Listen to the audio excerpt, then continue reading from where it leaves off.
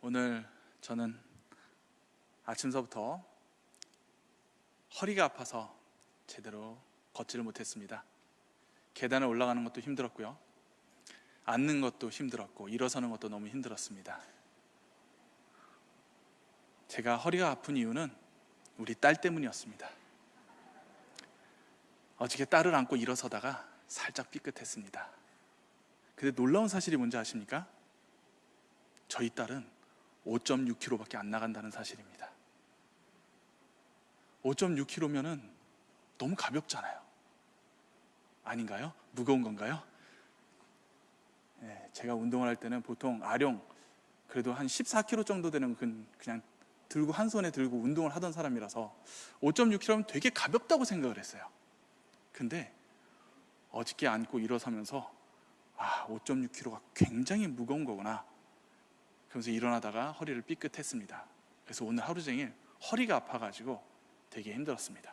근데 제가 우리 하온이가, 우리 딸이 이렇게 5.6kg밖에 나가지 않는다는 사실을 어떻게 알 수 있을까요? 저울로 쟀으니까 알 수 있겠죠. 저울을 재니까 저희 하온이가 하루가 다르게 성장해서 5.6kg가 됐던 것입니다. 여러분, 혹시 이 저울 중에서, 몸무게를 잴 수 있는 저울 중에서 양팔 저울이라는 것이 있습니다. 혹시 들어보신 적이 있으시죠? 다들 초등학교를 나오셨기 때문에. 제가 이 양팔 저울을 초등학교 때 봤던 기억이 있습니다. 아마 과학 시간인가? 그 시간에 준비물로 이걸 준비했던 기억이 있습니다.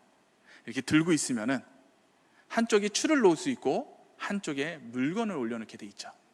물건을 올려놓고 추를 하나씩 올려놓음으로써 무게를 잽니다. 근데 이게 상당히 세밀해요. 그래서 1g, 2g에도 저울이 움직입니다. 그래서 이것은 이 세밀한 추에도 작동하는 그런 저울이죠. 그래서 이 저울을 갖고 무게를 잴 수가 있습니다. 오늘 이 저울을 말씀드리는 것은 우리도 우리 안에 이러한 양팔 저울을 가지고 있지는 않을까요? 오늘은 이러한 우리 안에 있는 이 저울, 그래서 마음의 저울이라고 설교 제목을 정했습니다. 오늘 본문 4절 말씀에 이렇게 기록하고 있습니다. 부자 되기를 애쓰지 말고 내 사사로운 지혜를 버릴지어다. 이것을 좀 더 쉽게 공동 번역으로 한번 살펴보았습니다. 이렇게 기록되어 있습니다. 부자가 되려고 애쓰지 말고 그런 생각마저 버려라. 금명과 성실로 재물을 쌓는 것은 하나님께서 주시는 복입니다. 축복입니다. 그러나 사사로운 지혜, 즉 나의 노력과 나의 능력을 의지하고 하나님을 의지하는 것이 아니라 나를 의지하고 내가 부자가 되려고 하는 것, 그것은 사사로운 지혜라는 것입니다. 하나님께서는 이러한 생각을 버려야 한다고 말씀하십니다. 그리고 5절을 통해서 이렇게 말씀하십니다. 이러한 재물들은 마치 독수리처럼 한순간에 사라질 수 있다는 것입니다. 내가 마음을 쏟았던 그것이 한순간에 독수리처럼 날아가 버릴 수 있는 것, 이러한 허탄한 것들, 허무한 것에 마음을 쏟지 말라고 말씀을 하십니다. 마치 불을 쌓는다는 것은 바닷가에서 모래성을 쌓는 것과 같다는 것이죠. 세상적 욕망, 사사로운 지혜로 쌓은 재물은 허무한 것이므로 언제든지 한순간에 사라질 수 있다는 것입니다. 이러한 것들을 위해서 애쓰지 말라고 말씀하십니다. 그리고 또한 예수님께서는 이렇게 말씀하십니다. 마태복음 6장 24절 말씀에 한 사람이 두 주인을 섬기지 못할 것이니 혹 이를 미워하고 저를 사랑하거나 혹 이를 중히 여기고 저를 경히 여김이라. 너희가 하나님과 재물을 겸하여 섬기지 못하느니라. 아멘. 겸하지 못한다는 말이 무엇입니까? 겸한다는 것은 둘 다 취하지 못한다는 것입니다. 돈도 좋고 하나님도 좋고 이런 것은 불가능하다는 것이죠. 이미 우리 마음속에는 경중이 정해진다는 것입니다. 재물 혹은 하나님으로 무게추가 어느 쪽이 되었던 기울어질 수밖에 없다는 것입니다. 저는 오늘의 설교 제목을 말씀드리며 양팔 저울을 말씀드렸습니다. 우리 안에는 저울이 있다는 것이죠. 이 마음의 저울에는 판이 양쪽에 두 개가 저울에 올려져 있습니다. 삶과 죽음이라고 쓰여진 접시가 양쪽에 올려져 있는 것이죠. 우리의 마음의 중심에 따라 이 저울이 한쪽으로 기울어집니다. 이 저울은 세 가지를 보여주고 있습니다. 첫째, 삶으로 기울어지는 것. 둘째, 삶과 죽음의 균형이 맞춰지는 것. 세 번째, 죽음으로 기울어지는 경우입니다. 첫 번째, 삶으로 기울어진다는 것은 무엇일까요? 내가 지금 영위하고 있는 것, 나의 삶과 환경에 나의 중심이 더 있다는 것입니다. 즉, 사사로운 지혜로 부를 얻으려고 하는 것입니다. 내가 먹고 사는 문제, 성공의 문제, 부자가 되는 것, 권력을 얻고 명예를 얻는 것, 남들이 부러워할 만한 그런 삶을 사는 것, 혹은 나의 만족을 위해서 살아가는 것입니다. 제가 중학교 때 저희 아버지가 딱 이러한 모습이셨습니다. 제가 중학교 때 저희 아버지도 교회를 물론 다니셨는데 거의 주일마다 골프를 치러 가셨습니다. 예배를 전혀 안 드리시는 건 아니었는데 거의 골프 치실 때가 더 많았습니다. 그리고 골프를 치는 날이면 어김없이 예배를 드리지 않으셨죠. 거의 대부분의 골프 약속은 고객들하고의 약속이었습니다. 고객들하고 약속이 잡히면은 꼭 예배를 안 드리고 골프를 치러 가셨습니다. 왜? 예배 시간에 골프 약속을 잡으셨으니까요. 예배를 드리고 나서 오후에 갈 수 있음에도 불구하고 저희 아버지는 항상 오전에 약속을 잡으셨습니다. 이것은 골프뿐만이 아니었습니다. 무슨 약속을 잡으셔도 주일하고는 아무 상관없이 약속을 잡으시곤 하셨습니다. 물론 지금은 그렇지 않습니다. 그러나 저희 아버지의 이런 모습은 사업을 위해서, 우리 가정을 위해서 어쩔 수 없는 선택이셨겠죠. 하지만 그렇게 할 수 있는 이유는 단 한 가지였습니다. 예배보다 이런 사업이 우선순위에 있었기 때문입니다. 이는 주일날 일을 하지 말라는 소리가 아닙니다. 저희 아버지의 우선순위는요, 예배에 있지 않았습니다. 삶에 있었습니다. 사업에 있었습니다. 삶의 우선순위를 둔다는 것은 이 땅에서 영광을 누리는 것을 원한다는 것입니다. 마치 이 땅의 삶이 전부인 것, 유일한 삶이라고 생각하는 것과 같습니다. 보이지 않는 천국을 위해서 살아가는 것보다 보이는 이 땅에서 영광을 취하겠다는 것이죠. 그러므로 이 땅이 중심이 되다 보니 하나님께 영광을 돌리는 삶은 보이지 않습니다. 하나님께 기쁨을 드리고자 하는 삶은 그 중심에 있지 않습니다. 오직 성공을 위해서, 이 땅의 안정된 삶을 위해서 그저 하나님이 필요할 뿐입니다. 사업을 위해서, 건강을 위해서, 가족을 위해서 마치 하나님은 나의 건강과 성공을 위해 존재하시는 분처럼 여겨지는 것이죠. 이것이 바로 삶으로 기울어진 성도의 모습입니다. 그 다음 두 번째, 삶과 죽음의 균형이 잡힌 삶을 살아가는 것은 무엇일까요? 균형이라는 말은 매우 좋게 들립니다. 균형은 좋은 의미로만 들리는 것이 사실입니다. 이것은 무엇입니까? 삶, 즉 세상의 우선순위를 두는 것, 그리고 죽음에 함께 한다는 것입니다. 죽음이라는 것은 무엇일까요? 이는 우리가 죽을 수밖에 없는 존재라는 것을 깨닫는 것이라는 것입니다. 내가 죽을 수밖에 없기 때문에 내가 지금 하나님 은혜로 살아가고 있구나를 깨닫는 것, 이것이 바로 죽음에 기울어지는 것입니다. 즉 균형을 이룬다는 것은 하나님과 세상의 한 발씩 걸친다는 것입니다. 예전에 제가 청년부일 때 저희 교회 집사님께서 저에게 이런 충고를 해주신 적이 있습니다. 신앙생활과 사회생활은 적당히 맞춰야 한다고. 그러면서 이렇게 말씀해 주셨습니다. 사회생활을 할 때는 신앙인의 삶의 모습을 버려야 한다고, 내려놓아야 한다는 것입니다. 하나님의 방법으로 세상에서 살아가지 말라고.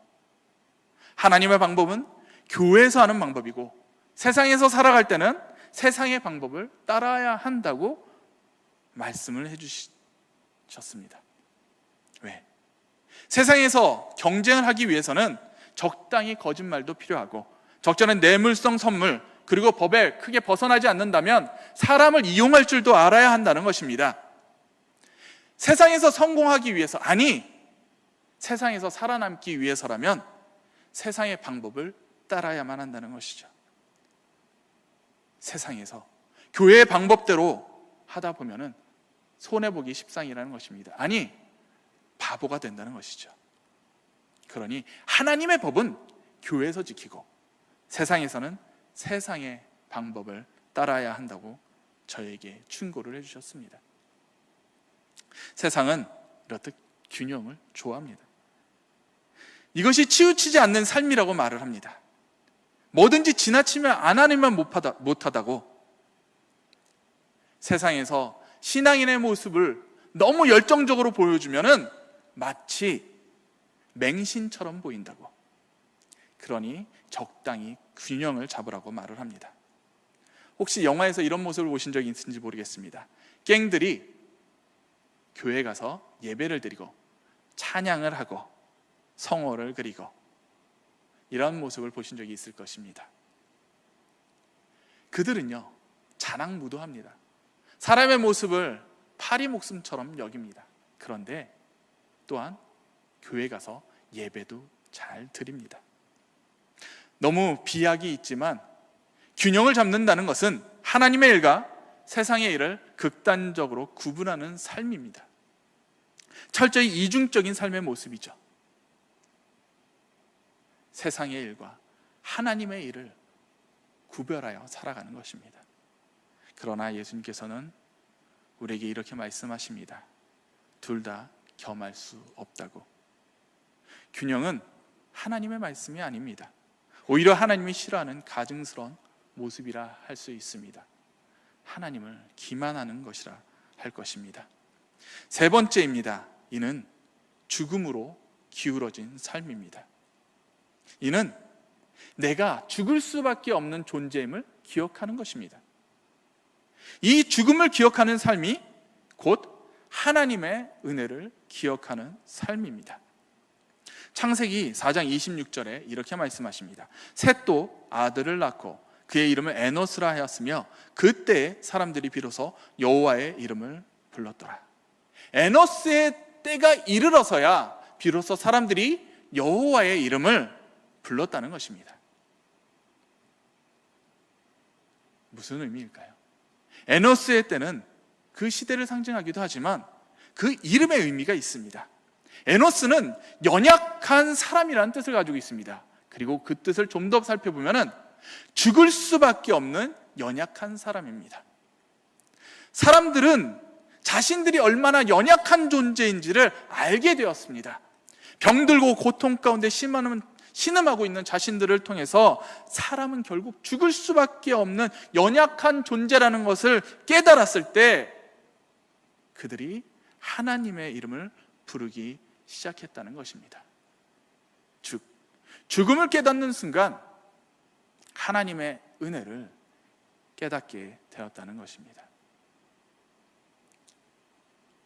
반대로 우리가 평생을 살 것처럼, 이 세상만이 전부인 것처럼 세상에 우리의 삶의 중심을 두고 살아간다면 하나님의 그 은혜, 예수 그리스도께서 이 땅에 오시고 나를 위해 십자가에 달려 돌아가시고 부활하신 그 은혜가 나의 은혜가 될 수가 없다는 것입니다. 그 은혜가 나의 은혜가 되기 위해서는 내가 결국 죽을 수밖에 없는 존재구나, 내 힘으로 나를 구원할 수 없구나, 죽을 수밖에 없는 나를 깨달을 때, 나의 연약함을 깨달을 때 비로소 하나님의 그 사랑, 나를 위해 죽으시고 나를 위해 십자가에 달리시고 나를 살리신 그 사랑을 깨달을 수 있다는 것입니다. 언젠가 박진영이 라디오스타에 나와서 이런 말을 한 적이 있습니다. 죽음을 생각하면 정신이 똑바로 차려지거든요. 내가 지금 누군가에게 엄청난 10억의 사기를 칠 수 있다고 해도 죽음을 생각하면 안 치게 되거든요. 죽을 때 가지고 가는 것도 아닌데 사는 걸 생각하면 치게 되는 거거든요. 사기와 거짓말과, 그래서 죽음을 내 머리 중앙에 꽂아넣고 살고 싶다. 이것이 이 앨범의 메시지예요. 메멘토 모리, 죽음을 기억하라. 그의 고백이 바로 우리가 기억해야 할 메시지가 아닐까요? 메멘토 모리, 죽음을 기억하라. 나는 죽을 수밖에 없는 존재임을, 내가 지금 이 순간 살아가는 모든 것이 주님의 은혜임을 나의 삶 전체를 통해서 기억해야 할 것입니다. 우리는 거룩한 성도라고 불리고 있습니다. 그럼에도 불구하고 우리는 여전히 세상과 하나님 사이에서 저울질을 하고 있습니다. 과연 우리는 세상의 그 사사로운 지혜에 나의 중심이 머물지는 않나요? 부를 위해 평안한 삶을 위해서 하나님을 이용하고 있지는 않으신가요? 혹은 하나님과 세상 사이에서 균형을 유지함으로 철저하게 이중적인 신앙의 모습을 보이고 있지는 않으신가요? 지금 이 시간 우리는 우리의 신앙의 모습을 돌아보아야 할 것입니다. 나의 신앙은 삶에 치우쳐 있습니까? 아니면 균형을 잡고 있습니까? 아니면 죽음에 기울어져 있습니까?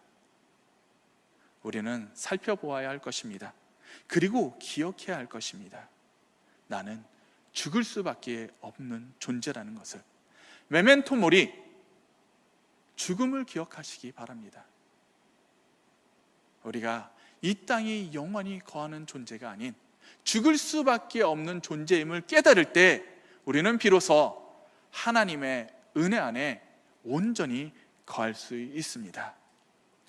주님의 은혜 속에 감사함으로 거하시며 주님의 축복 속에 살아가시는 우리 모든 성도님들이 되시기를 축복합니다. 이 시간 함께 기도하시겠습니다. 하나님 아버지, 주님 앞에 기도합니다.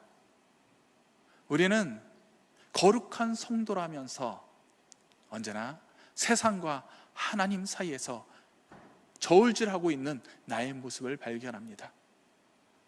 아버지, 허탄하고 허무한 한순간 사라질 수밖에 없는 그 부에 나의 마음을 쏟는 것이 아니라 영원한 생명이신 하나님의 은혜에 나의 삶의 중심이 머물게 하여 주시옵소서.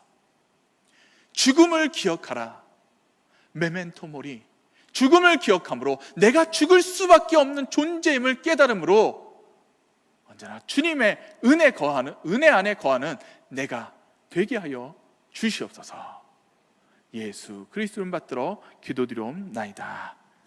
아멘.